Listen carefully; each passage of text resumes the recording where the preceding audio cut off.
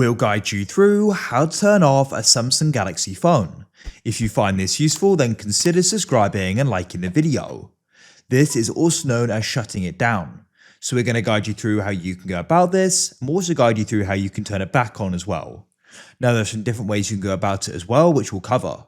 Without any other further ado, let's go and get started. So for the first way, we can actually go and use the side button here. So what you need to do is go and find it just here below the volume controls, and we're going to go and tap and hold it. You'll see this screen here after a couple seconds, and you can press power off and press power off again to go and turn off your phone.